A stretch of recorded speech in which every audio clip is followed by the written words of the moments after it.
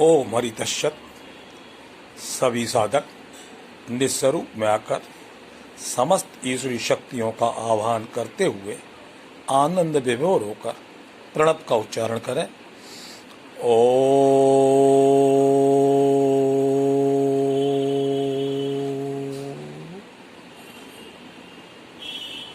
मानव जीवन का अध्ययन करने से पता चलता है कि आज जो समय चल रहा है, इस समय में मनुष्य अनेक प्रकार की परेशानियों से परेशान हो रहा है।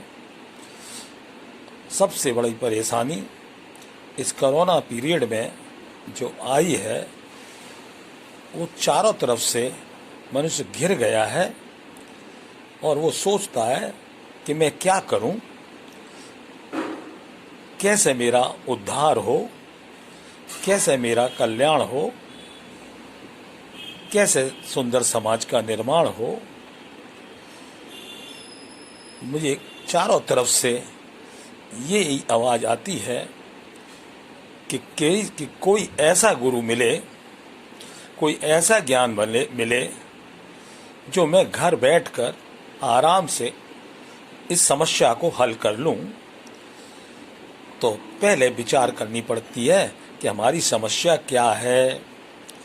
यदि हमारी समस्या अपनी व्यक्तिगत है तो उस व्यक्तिगत समस्या को हल करने के लिए व्यक्तिगत सत्संग करना पड़ेगा।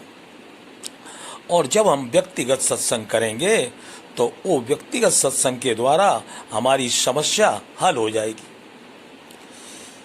हमें सारे संसार की समस्या नहीं हल करनी है, हमें व्यक्तिगत समस्या इस समय हल करनी है। और उस हल करने के लिए हमें व्यक्तिगत सत्संग करना होगा। वो सत्संग व्यक्तिगत कब किया जाता है? वो किसी कार्य के आदि में अथवा कार्य के अंत में, प्रातःकाल उठने के बाद, रात को सोने से पहले यदि हम कुछ समय निकालें और उस समय निकालकर हम केवल अपने आप में बैठें, शांत होकर कुछ देर बैठने के लिए हम तैयार हों, तो जिस समय हम कुछ पल एकांत में बैठेंगे, उसी समय पर हमारे अंदर जो अभी तक जो समस्याएं थीं, वो समस्याएं सामने आएंगी और उसका समाधान भी हमें अपने द्वारा ही करना है। क्योंकि इस समय हम कहीं जा आ नहीं सकते, केवल व्यक्तिगत ही हमें हमारी समस्या समझनी भी है और उसको निराकरण भी करना है। तो देखने में आती है हमारी सबसे बड़ी समस्या इस समय ये है कि हमें भय सता रहा है। और वो भय भी किस बात का है? वो भय हमें मृत्यु का भय है। हम मरने से डर रहे हैं, तो हमें व्यक्तिगत विचार करना पड़ेगा कि ये मृत्यु होती क्या है और मृत्यु कब आती है, कैसे आती है। तो पता चला कि मृत्यु तो केवल इतनी सी बात है कि जब हमारे जीवन में शक्ति नहीं रहेगी और भोगने की इच्छा रहेगी, तो शक्ति नहीं रहेगी, वो मृत्यु है। और यदि ये भोगने की रुचि है, चाहना है, तो ये हमें परेशान करेगी। तो अब हमें इस चाहना पर विचार करना है कि हमें क्या चाहना है।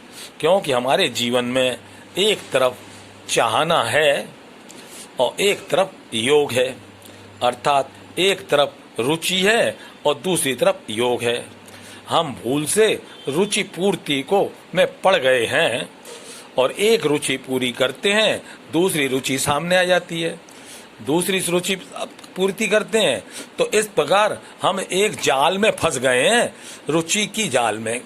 इसे कहते हैं कामना के जाल में हम फंस गए हैं। इस कामना की पूर्ति से निकले कैसे, इस पर विचार करने से जब हम व्यक्तिगत बैठेंगे तो देखनी पड़ेगी हमारी सबसे बड़ी आवश्यकता क्या है। तो हमें पता चल जाएगा कि हमारी सबसे बड़ी जो आवश्यकता है वो क्या है और हमारे जीवन में मांग क्या है। तो हमें पता चल जाएगा हमारी जो आवश्यकता है ये तो वास्तव में अपने आप पूरी हो जाएंगी। क्यों? आवश्यकता जो होती है वो भविष्य की होती है और जीवन हमारा वर्तमान में होता है। तो यदि हम वर्तमान में आ जाएं और वर्तमान में विचार करें कि हम व्यर्थ चिंतन से बच जाएं और वर्तमान का सदुपयोग कर लें तो हमारी समस्या हल हो सकती है।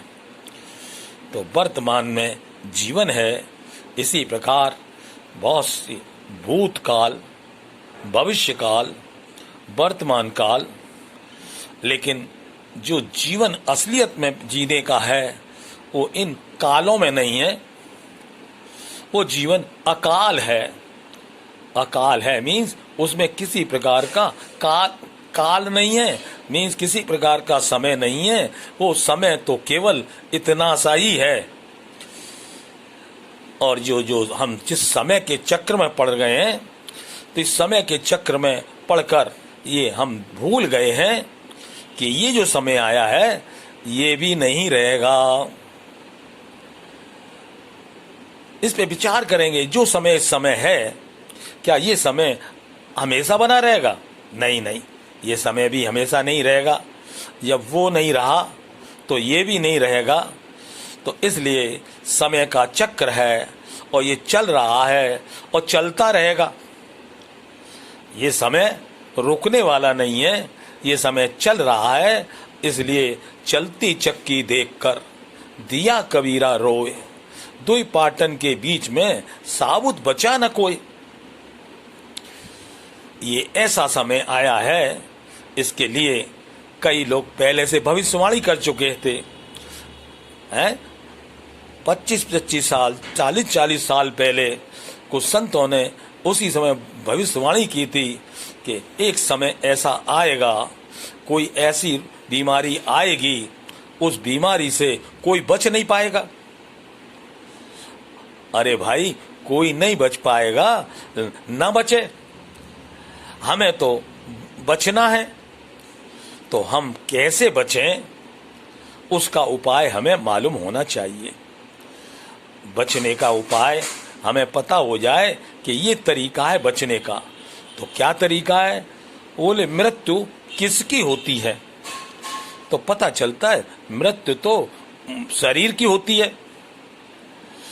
और किसकी मृत्यु नहीं होती है? बोले आत्मा की मृत्यु नहीं होती है। आत्मा की कभी ना मृत्यु है और ना ही आत्मा का जन्म है। और शरीर की जन्म से ही मृत्यु प्रारंभ हो जाती है। जो चीज प्रारंभ से ही मृत्यु की ओर जा रही है तो वो तो प्रारंभ से मृत्यु में ही जाएगी। अब मध्य में ऐसा समय आया है, ज्ञान का ऐसा समय में आया है कि हमें किधर जाना है। तो इसे कहते हैं हमें हमारा लक्ष्य पता होना चाहिए। हम अपने लक्ष्य को पता कर लें तो हम अवश्य अपने लक्ष्य को पा जाएंगे। तो हमारा एक तरफ लक्ष्य है और दूसरी तरफ हमारी रुचि है। हम रुचि पूर्ति में पड़ गए हैं, इसलिए परेशान हैं। यदि हमें लक्ष्य का पता चल जाए कि हमारा लक्ष्य क्या है, तो पता चल जाएगा हमारा लक्ष्य तो परमात्मा ने पहले से ही निर्धारित कर दिया है। क्या निर्धारित कर दिया है? कि हमको सामर्थ्य दी है। मीन्स इसको कहते हैं हमको परमात्मा ने योग दिया है, परमात्मा ने हमें बोध दिया है, हमें प्रेम दिया है। तो योग, बोध, प्रेम, इसके माध्यम से हम लक्ष्य की ओर जाते हैं।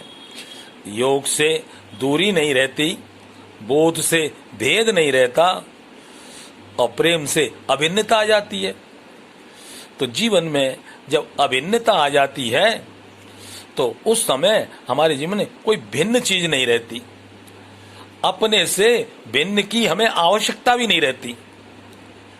अब हमें देखना पड़ेगा अपने से भिन्न क्या है, तो पता चला अपने से भिन्न तो शरीर है। शरीर अपने से बिल्कुल अलग है, जब से पैदा हुआ है तब से बदल रहा है और बदलता रहेगा। तो आखिरी बदलाव जो होती है वो मृत्यु की होती है। तो जब मृत्यु आएगी तो उसमें कौन सी बड़ी बात होगी? कोई नई बात होगी मृत्यु में? मृत्यु में कोई नई बात तो नहीं होने वाली है। मृत्यु में तो वही होगा कि फिर परिवर्तन हो जाएगा। तो संसार में तो परिवर्तन निश्चित है। जब से सृष्टि बनी है तब से रोज बदलती है, संसार में परिवर्तन है। इसी तरह शरीर में भी परिवर्तन है। तो एक चीज परिवर्तन वाली है और दूसरी तरफ हमारे पास योग है, बोध है, प्रेम है, इसमें कोई परिवर्तन नहीं है। ये अपरिवर्तन चीज है और शरीर और संसार परिवर्तन वाला है। तो ऐसे समय में हम जब व्यक्तिगत सत्संग करेंगे तो हमें व्यक्तिगत पता चलेगा कि हमारा पर्सनल इस संसार में क्या है। तो उस एकांत में बैठे पता चलेगा हमारा व्यक्तिगत तो कुछ है नहीं, पर्सनल हमारा कुछ है नहीं। क्यों नहीं है? क्यों हम कुछ साथ लाए नहीं थे।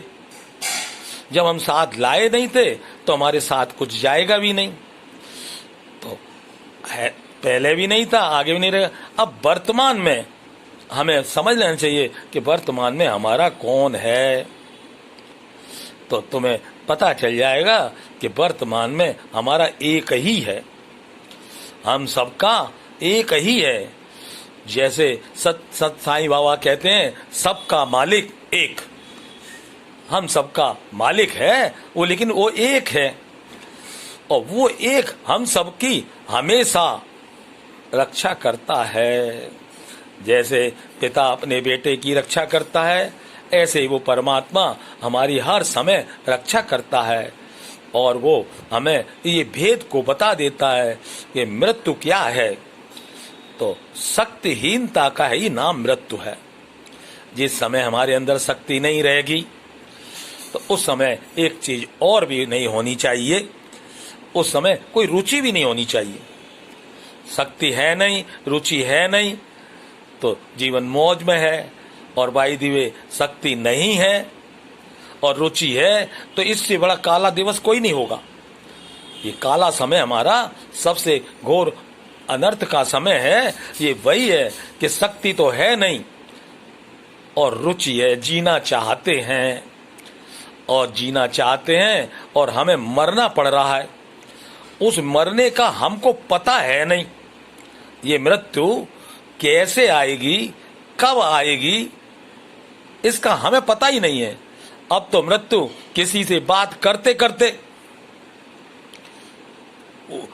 इतना डर हो गया है कि हम किसी से बात भी ना करें, किसी से मिल भी ना सकें। कैसा समय, ऐसा समय लोग कहते हैं कि ना हमने पहले कभी देखा था, ना कभी हमने सुना था। तो इसलिए देखा नहीं, सुना नहीं, तो इसलिए जो चीज देखी नहीं है, जो सुनी नहीं है, तो अब बताता है कि अब तुम्हारे पास क्या बचा है? बोले विश्वास। तो अब केवल एक ही ताकत हमारे पास है, विश्वास। अब वो विश्वास हम किस पर करें? तो पता चलता है ये जो विश्वास है हमें उस पर करना है जिसे हमने देखा नहीं है। जिसको हमने देखा नहीं है, जो हमारे इंद्रिय ज्ञान में अभी तक आया नहीं, उस पर तो हमें विश्वास करना है। और जो हमारे इंद्रिय ज्ञान में आया है उसकी हमें सेवा करनी है। तो एक की तो हमको सेवा करनी है और एक के साथ हमको प्रेम करना है। तो सेव्य की सेवा करो और प्रेमास्पद से प्रेम करो। ये ताकत मानव को परमात्मा ने दी थी। मानव को परमात्मा ने एक ही ताकत दी थी कि जो तुम्हारे सेव्य हैं उनके सामने समझ लेना हम सेवक हैं। तो इसलिए एक जगह सेवक हैं और एक जगह हम प्रेमी हैं। तो प्रेमास्पद के साथ हम सब प्रेमी हैं और सेव्य के सामने हम सब सेवक हैं। लेकिन जब व्यक्तिगत सत्संग करेंगे तो हम अपने आप में क्या हैं, तो अपने आप में पता चलेगा कि हम अपने आप में तो हम ज्ञान स्वरूप हैं। हमारे पास ज्ञान है, और वो ज्ञान टिकता कैसे है? अकिंचन, अचाह और अप्रयत्न होने से। किसी प्रकार का किंचित मात्र भी किसी को अपना ना मानना, किसी प्रकार की चाहना का न होना, और किसी प्रकार का प्रयत्न न करना। अब बताओ, इससे सरल क्या चीज होगी कि बगैर प्रयत्न के, बगैर कोशिश के हमें वो जीवन मिल जाए। उससे आज हम निराश हो गए और लगे हैं प्रयत्न करने में। तो भैया, प्रयत्न करने में श्रम होगा, श्रम करने का भोग से संबंध होगा, भोग में शक्ति का ह्रास होगा, इसलिए शक्ति के ह्रास से मृत्यु आएगी। और इसलिए उस शक्तिहीनता से बचने के लिए हमें क्या है कि हमें जीवन पर विश्वास करना चाहिए। जीवन में योग है, बोध है, प्रेम है। इसलिए योग, बोध, प्रेम हमें आत्मीयता प्रदान करता है, ज्ञान हमें असंगता प्रदान करता है, और भौतिकता हमें कर्तव्य परायणता बनाता है। तो इस जीवन की सफलता कर्तव्य के द्वारा, ज्ञान के द्वारा और विश्वास के द्वारा, ये तीन चीज तो हमारे को दे रखी हैं। कर्तव्य का पालन करो, ज्ञान का आदर करो, और सुने हुए प्रभु में, बकर देखे हुए प्रभु में विश्वास करो।